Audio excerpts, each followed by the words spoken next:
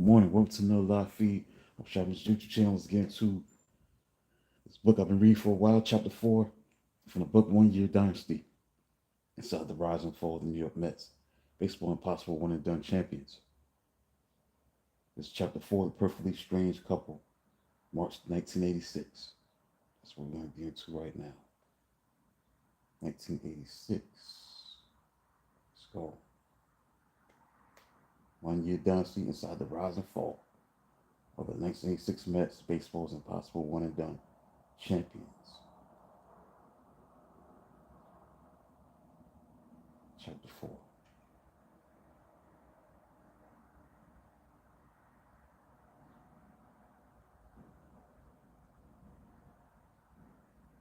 In March of 1986, two mismatched distant relations move into the same cramped space. The awkwardness in its adventures were endearing enough to become a television mainstay for the rest of the decade. Perfect Strangers starred Mark Lynn Baker, a Yale-trained actor who had worked alongside Woody Allen, Peter O'Toole, but he was just a straight man. The new show was built around Bronson Pinchot, who appeared as a high school friend of Tom Cruise in the 1983 hit movie Risky Business about punk turned pimp turned Christian freshman.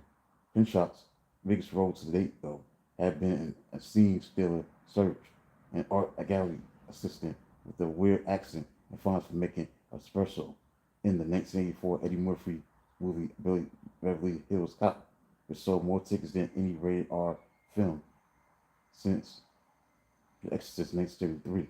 Before you could say, don't be stupid, the New York born Pinchot was doing another foreign accent and saying, don't be ridiculous, as Balky, a cousin from an obscure Mediterranean island who comes to Chicago, moves in with Lindbergh Baker's character Larry. ABC's Perfect Strangers was latest incarnation of the Odd Couple reunions, a show that network had canceled a decade earlier only to see it explode in popularity and syndication. That show featured two men, one a slob sports writer Oscar, the other a neat freak a commercial photographer named Felix, who moved in together after their wives kicked them out.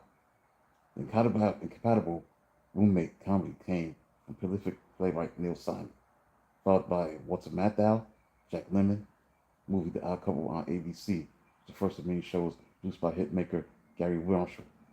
Dale McRaven, who worked with Marshall on Mark and Mindy, an offshoot of Marshall's biggest hit, Happy Days, was creator of Perfect Strangers.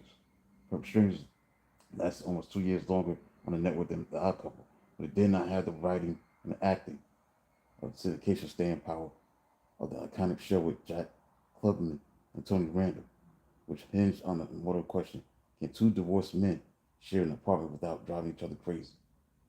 Mismatched roommates was a recurring theme in baseball in March of 1986, the odd coupling of Mets and Cardinals. These division rivals played almost halfway across the country from one another each summer, but shared the same ballpark in Florida every spring. By 1986, the teams had been spring roommates all at Al Lang Stadium in St. Petersburg for a quarter century. For the Mets, the Cardinals shared St. Pete with the Yankees, who opted for Fort Lauderdale after 1961. The Mets took the Yankee spot in St. Petersburg and the mood considerably lightened, with the Cardinals essentially playing spring straight man. Mets manager Casey Stengel entertained an army of eager scribes at the ready. Stengel, who had trained 10-pennant winning teams in the same spring locale with the Yankees, played it strictly for the laughs with his abysmal expansion club. Stengel pronouncements turned into comic bits worthy of Neil Simon. Get yourself in shape now. You can drink during the season.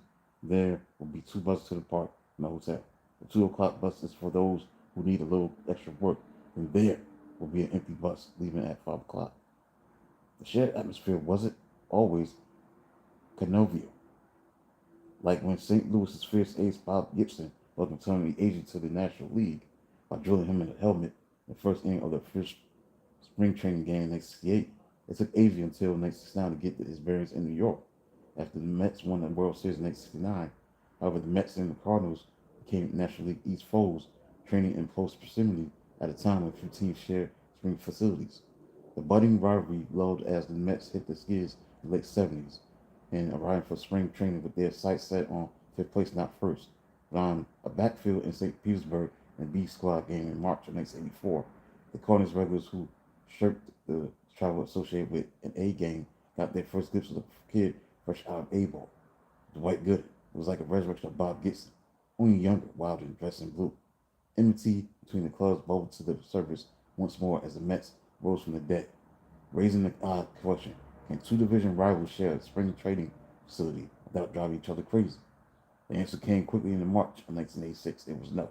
At the Mets, the Cardinals trained minor leaguers at one site in Tampa St. Pete, had their major leaguers in another facility, and played in a third location. An assortment of major minor league Cardinals bust over to Al Lang Stadium one morning to play the Mets. Sharing a ballpark meant putting the two clubs on one another's spring schedules for convenience sake, even if they were National League East rivals, who played each other 18 times when the games counted. The Cardinals crammed into the small locker room with too many bodies trying to make a 24-man roster of the defending National League champions. A sign similar to a movie marquee on the Al Lang scoreboard reminded anyone who might have forgotten who won the previous year's pennant. The next 7 months will be about establishing who was going to win the next 86 division title. Unless you possess a similar Brazilian T-shirt the Cardinals found hanging in their locker room, the T-shirt read the Cardinals with the words New York Mets 1986 National League champions. The Mets couldn't stop talking about how good they were. Neither could anyone else. Prognosticators were all in with the Mets, from the supposedly pure at heart Admiral Majority founder Jerry Falwell's Liberty University in Lynchburg, Virginia.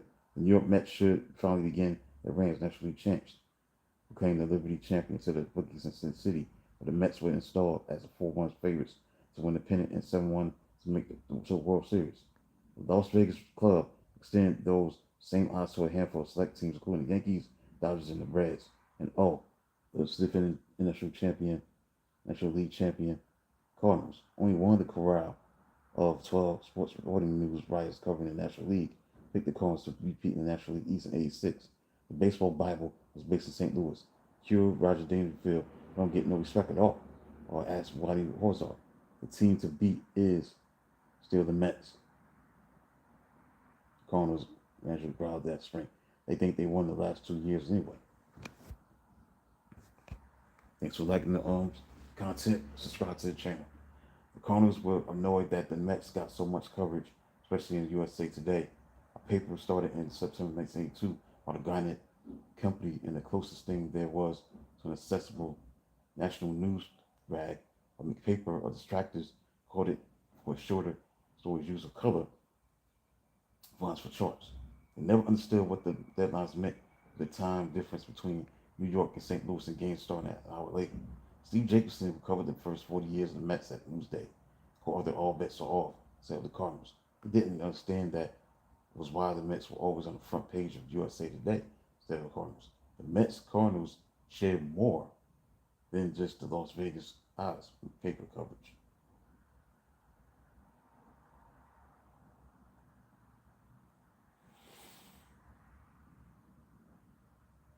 The National League East in the spring ballpark in St. Petersburg. 1986 Mets had Keith Hernandez, of course, the glue of their infield, just like he'd been for the World Championship from 1982. Mets also featured Rafael Santana, who saw all of 9 1/3 innings at shortstops as backup to Ozzie Smith in 1983. Frank Cashen claimed Santana the same day the Cardinals released him in January of '84. For their part, the Cardinals had 3 former Mets in camp in St. Pete in 1986. Jose McKendall, Clint Hurdle, Rick Ownby. Even the Cardinals front office had Mets ties. GM Dal Maxwell, former Mets coach, plays Joe McDonald, had run the Mets during their dismantling phase in the 1970s. There was another person with ties to both the Mets and the Cardinals. Whitey Horzar had gotten his start in the front office side of the games with the Mets in 1966. 20 years later, it was his duty as a manager of the Cardinals to beat the Mets brains in. If that left a mess, he could always clean it up. But that Mets t-shirt left in his locker room. Dorrell, Norman Elbert Horzar, actually got his start as a professional ball player on the other side of New York.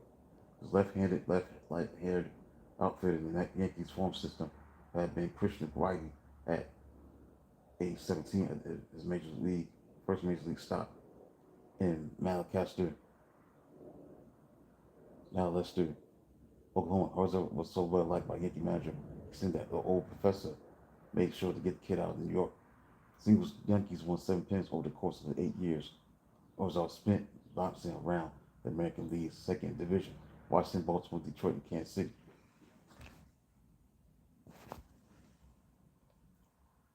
If he spent those years with the Yankees, he might have won a World Series ring or four, yet he would have had nothing but time to shine up his derby while sitting on the bench watching Mickey Mantle and Roger Maris, or he could have been stuck like so many others in the Yankees' overcrowded minor league system. After 151 average in 1963 brought an end to his big league playing days, he scouted for the team closest to home, working for the Kansas City A's and owner Charlie Finley. Finley was on a rampage, spending a lot of money trying to sign as many nicknames as he could. You know, Whitey Blue, Catfish Hunter, Skippy Lockwood, all those guys. As I said, still spinning baseball stories in his 80s as easily as he could pick a young ball player with a future. But the big thing was I was able to sign 12 players for Charlie for about $125,000 to $130,000 total a year or two later. 7 of them were big league rosters. Bing Devine took notice. Dismissed as Cardinals general manager by owner Gussie Bush, despite one of the greatest heights by a GM in Major League history, Lou Brock from the Cubs for Ernie Broglio, and putting those pieces in place for St. Louis's 1964 World Championship. Devine was starting over with the Mets team that really needs to start over. He was general manager and waiting for the Mets. Future Hall of Fame George Weiss plotted in his way. So retirement when Devine hired Herzog as third voice coach for the Mets in '66. The Mets were so bad that the team's first season, not losing 100 games or finishing last, was cause for rejoicing. The Mets gave us ninth place rings. Herzog recalled laughing. After a year in New York as third base coach, Herzog planned to return to Kansas City, where it was cheap to live and close to home. Devine intervened. "I'm not letting you get away," Devine told Herzog. "I'd like to make you my assistant." I did the double checking for the next 7 draft, Herzog said, which was a blank draft as far as high school players were concerned. He saw plenty of those prospects in firsthand as manager of the Instructional League Mets in St. Petersburg. That closed roster featured 25 soon-to-be major leaguers, including Nolan Ryan, Jerry Koosman, John Matlack, Steve Rinko, Jim McAndrew, Daniel Frashella, King Singleton, Ken Boswell, Rod Gaspar, Duffy Dyer, and Ted Martinez. Herzog's first taste as a manager produced a .600 winning percentage in Florida, even as Devine returned to St. Louis. Herzog rose through the ranks in New York, though he claims, "I was kind of a nobody," especially with the Mets. Manager Gil Hodges hopped out the chair to greet Herzog when he spotted him at a celebration after winning the '69 World Series.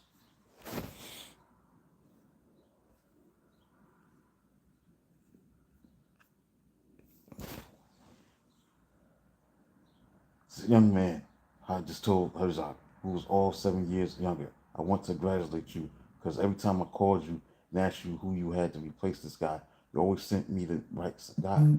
Herzog was so stunned you could have heard the ninth place ring slide off his finger and hit the floor. And that was really a big compliment coming from a guy that was a great ball player and had just won the World Series as a manager.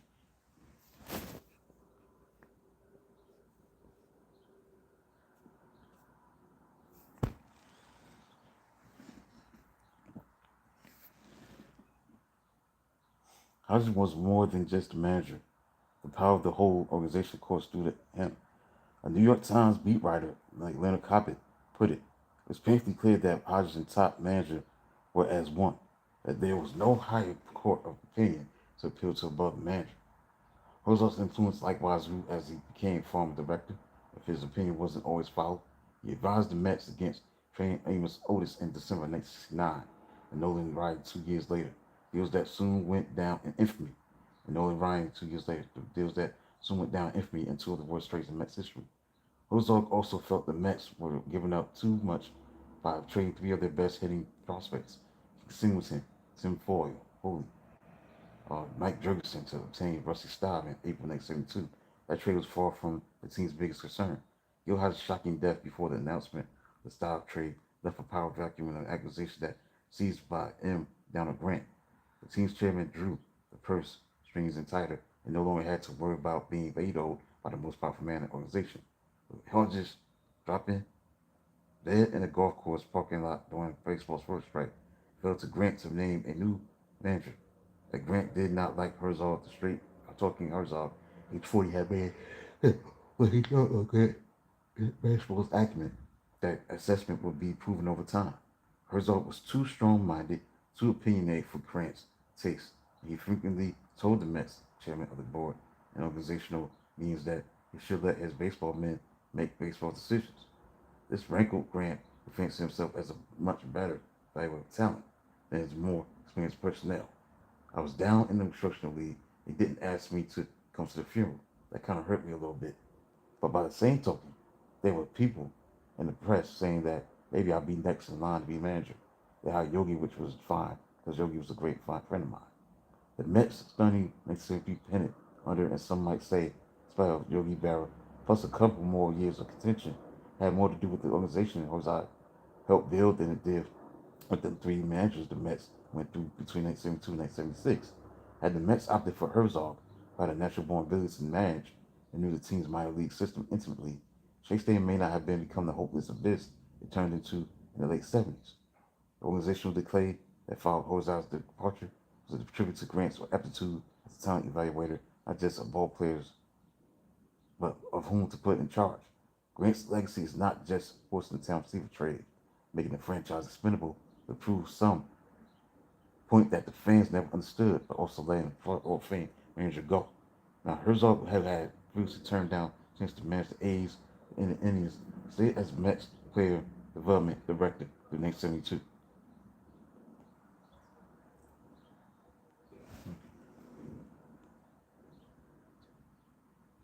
Even though I was frustrated and bored with the job, he left the Mets that fell to become manager of the Texas Rangers.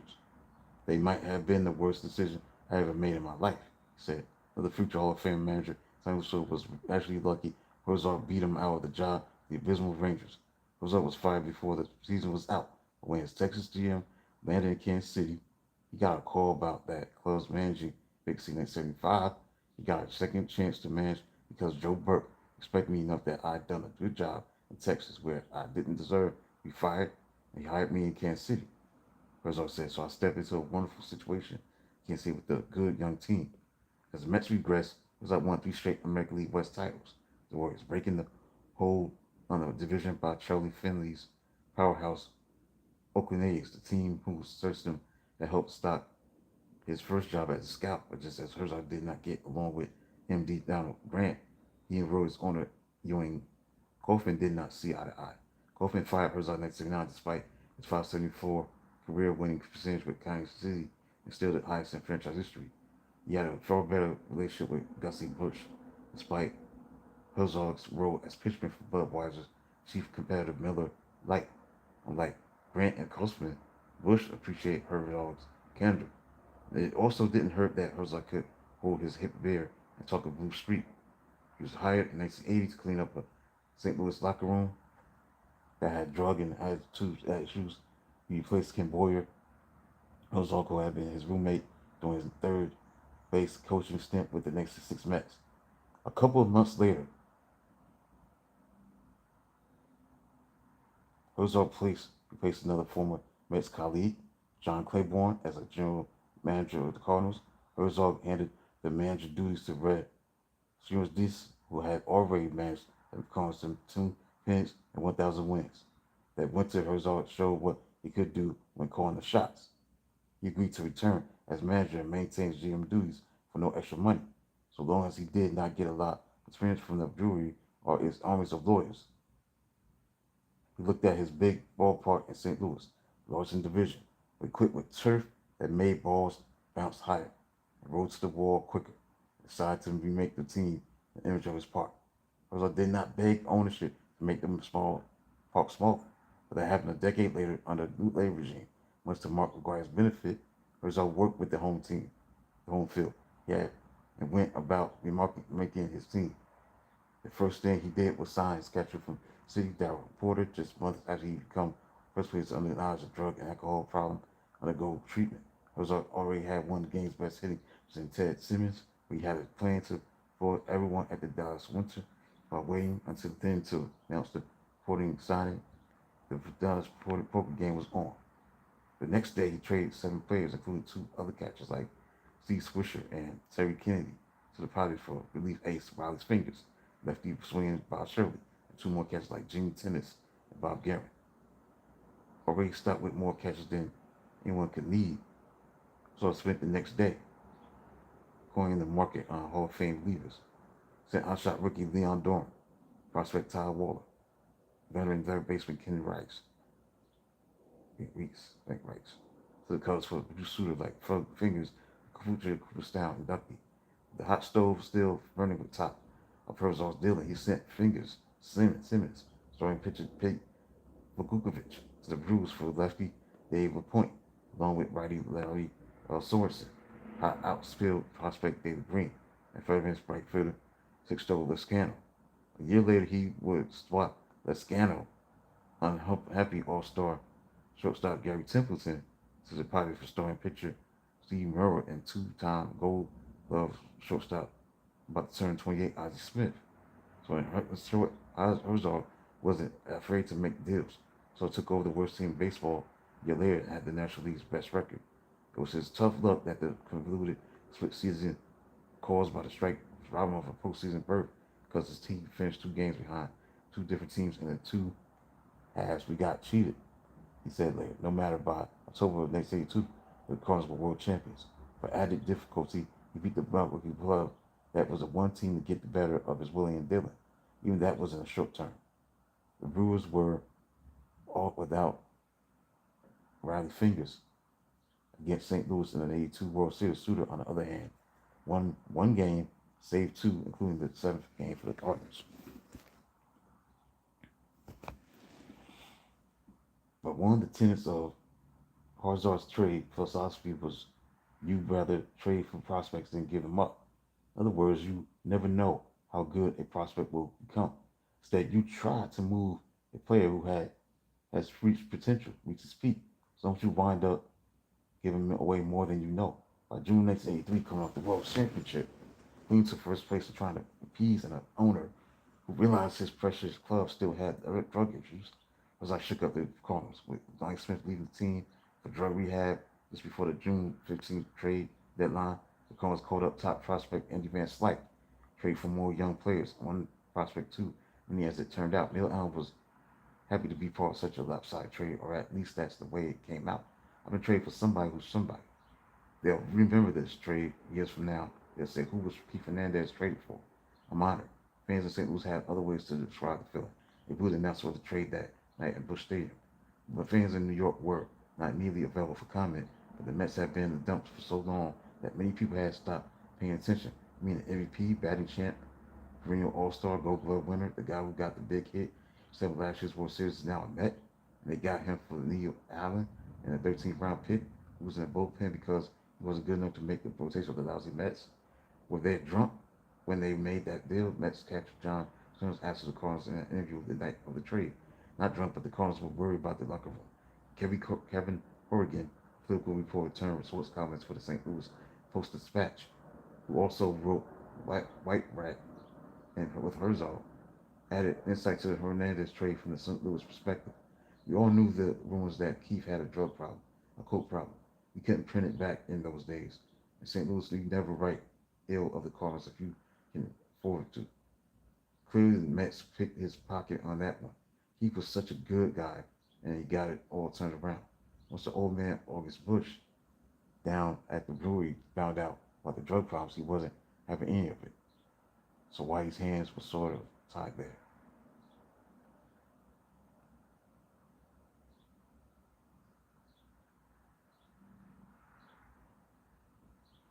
And Ennis couldn't believe the trade either. He seen the Mets every spring training in St. Petersburg, getting ready to go north to go nowhere. He thought Shea Stadium as baseball Siberia. Outpost of Cowcats where he'd been dispatched for favorite Cardinals management. 3 decades and several grandchildren later, the principals had mellowed and had nice things to say about each other, though Hernandez admitted he steered clear of Rosa while as player. We've kind of avoided each other. You don't see the other team when you're playing. They don't visit your locker room, you know. In 1986, the feelings were still raw. Rosa was writing a book that year. He was plenty fed up with both the Mets and their first baseman. Getting rid of Hernandez was addition by subtraction. Rosa bought right rat. I really feel that if we had kept him, his attitude and his blink would have ruined our club. I know he never would have been good as he has been with the Mets. Ball players are like misery mules. Sometimes you have to hit them on their head to get their attention. Hernandez hit the ball on the head, especially against the Cardinals the year of the trade. He hit 396 against St. Louis pitching. The 83 Mets may have finished last, was dropped from the first to fourth after the trade. The Mets, the San Francisco native, would admit that he was a little intimidated by the city at first, which stopped Mets slugger turned pitch hit savant, who made the best ribs in town at his own midtown restaurant. Showed Hernandez New York's glamorous side, convinced him to stay. Hernandez became the steady hand for a team full of young players. His 5-for-5 night in the final Mets Cardinals game in 1985, where his career average against the Cardinals 333, where he wanted most heading into 86 was to beat his former team for the first place. Everyone expected another close race between the Mets and the Cardinals in 86. It had taken a quarter century, but the Mets had a full-blown rivalry. That the Cardinals just so happened to be there. March Davis living up the otherwise humdrum routine of spring training. Rivalries can run hot and cold. This was one burnout as the veterans of the mid-80s moved on. The team's spring training, being spring partnership, was near its end as well. The Mets traded St. Petersburg, not to mention St. Louis, for St. Lucie. Al Lang Stadium had been remodeled a decade earlier, but the Mets opted to get their own park from scratch, for no scratch. In June of 1986, the Mets signed with the New York Times called an irresistible contract of a stadium and training center built to their specifications. $8 million price tag for the developer at no cost put to the Mets. Thomas J. White Development Company won the day. His name on the team's ballpark for St. Lucie on the other side of the state with just 38,000 residents. When the Mets moved in, completely Port St. Lucie would feel like a ghost town. To me, a Met, a visitor, Port St. Lucie remains a common epithet, but it also meant no more sharing with the Cardinals, no more playing the Cardinals in the spring, for that matter until the Cardinals spot Florida coast in the late 1990s. This exhibition schedule remained as significant as always, except for someone trying to make the team. The Mets finished 1986 spring training at 13-13, plus one top butter on the team. The stat. The spring battles were about making the process extras. Opening day stars plus platoons at second base and center field were set, or at least it seemed so until Neil faded rundown drill. On March 5th, the Mets were on a practice field in the last round of the drill. Gary Carter was named first base. Rafael Santana was shortstop. Ricky Wilson was the runner. Script required Wilson to be picked off and to get in the rundown. When he looked back to see how close the shortstop was, Santana's throw nailed him right in the sunglasses. He went down. Carried off the field on an electric commitment cart, Wilson was examined on the trainer's table at Payson Field by Dr. John Elchnick, associate team physician, and then sent to St. Petersburg Medical Center to meet with an ophthalmologist. It took 21 stitches to close the wound of his right eye and 4 more were cut on the side of his nose. His sight remained blurred due to the blood that filled the chamber of the eye. His vision impaired significantly, though it seemed like the sunglasses made things worse. The doctor explained that the glasses Wilson had started wearing a year earlier took the blow, thus sparing him more damage, but he was unfortunate the blurriness went away after a few weeks. But the extended rest, the doctor's caution, cost him a month and a half of the season. On the plus side, it enabled his surgically repaired right shoulder to fully recuperate. With Monkey not on the opening day roster, a spot opened up for another outfielder. And then to the degree that, of course, the owners had agreed, not included, mind you, that they would fill voluntarily reduced roster to 24 players. The first time Major League rosters had fewer than 25 men. This is 1938. That put a premium on versatility, say, and one bench player with power, speed, could play some positions. Being helpful in the fight was important with these Mets too. Enter Kevin Mitchell. In the 1980s, Roger Youngworth, who was scouting for Southern Californians, the Strawberry and Lenny Dykstra at the time, signed an undrafted Mitchell several months after he got out of Claremont High School in San Diego. All he did was hit the ball. He hit a few other people as well, including another team's manager and top Mets prospect Strawberry during a fight on the basketball court in St. Petersburg during instructional league in 1981. Picked up Darryl and slammed him on his back. Mitchell said in his interview, adding that he did not know who he was, but that he had provoked minor league confrontation by making symbols in Mitchell's face. Crips and Bloods, man. I came from the Bloods era. I didn't come up here all that, I didn't think baseball was like that. Growing up among gangs in the Logan Heights ghetto, Mitchell was hit by random bullets for more than once. While playing in tight water, he learned that his stepbrother had been killed in a gang-related shooting. His grandmother, who convinced him to sign with the Mets instead of playing football at San Diego State, convinced him not to quit baseball, not for the last time. Mitchell prospered his second year in Triple-A. In spring training 1986 was more than ready for the majors. He led all Mets with 4 homers and batted at .353 in March while playing all over the diamond, and was given the John J. Murphy Award as the club's top rookie in spring training. He earned the coveted final roster spot at the expense of other prospects, including 2 former first-round picks. Sean Abner, the first overall pick in 1984 draft, 438, with 2 home runs in spring training.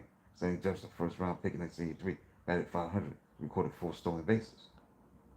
Not to mention a home run in the first spring game broadcast back to New York in 1986. The San Diego Padres must have been watching the newest superstation, WOR TV, because they would trade for Mitchell, Jefferson, and Abner that fall in the Kevin McReynolds deal. With the roster cramped, the Mets went away from the common practice of the day. After for 2 catches that it wasn't John Gibbons was a surprise. The third first-round pick by the Mets in 1980, and the one with the unmemorable name after Darryl Strawberry. And Billy Beane, Gibbons had been on the verge of becoming the team's everyday catcher until an elbow to the face in spring training in 1984 derailed what many thought would be a fine career. This kid was the real deal, Mookie Wilson said in 2015. As a mid-1980s prospect, he could do it all. He could hit. He never really had a career after that injury. He just never recovered. But Gibbons, featured manager of the Toronto Blue Jays, was both unhealthy, unimpressive during spring training in 1986, and handling Barry Lyons, who hit 1986 to claim the backup job of spring training. Non-roster invitee Ed Hearn had a .231 spring, averaging 15 games. All 3 would serve as backups in New York at various points in 1986. The staff they caught was already starting to show the kind of strength that would be the trademark of the 86 Mets, and they got their work in. Rondon made 7 starts, going 32 innings.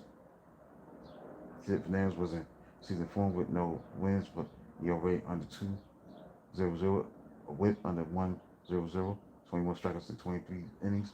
Bob Ojeda showed his new teammates what he could do, but his rotation was so stacked he would start the year in the bullpen with Randy Neiman. Nyman, another lefty whose great control, just one walk in 19 2/3 innings, won him a spot after not being on the colossal when the camp began. Bruce Marinell coming off rotator. So he could hit or as a starter. Another veteran righty, Ed Lynch, who had endured so many of the bad times the club would spend most of the good times in 1986 watching from afar. Beginning of the season is the disabled list. Then there was Doug Sitz, a reliever with control issues whom Mets fans love to scapegoat even when there was no reason to scapegoat. Anyway. Coming up, so elbow strips, he was sent to the max. A surprise given that he had 53 games in each of the last 3 years in New York. He was not happy, but nothing ever seemed to come ever easy for me, does it? Since after getting the news, the Mets Spring Trust was most concerned about his ankle. Pictures of Dr. K So the winter caused New Yorkers to suffer collective embolism. But he would be all right. He would have to be all right. Baseball world spoiled body before seeing vision of greatness, gravitas in 21-year-old fame, reign, with question over and over again. Whether he being all right will be ever be good enough. Being all right will ever be good enough. So that's it for chapter 4.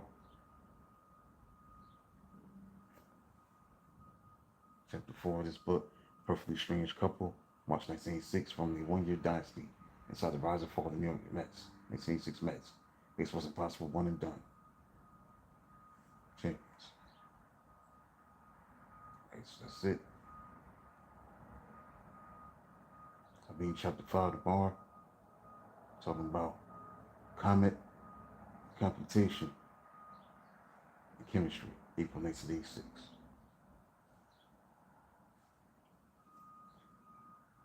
Be back at 11:45 for the Bible study lesson. Like and subscribe to the channel. Appreciate the support. So then, talk to you soon.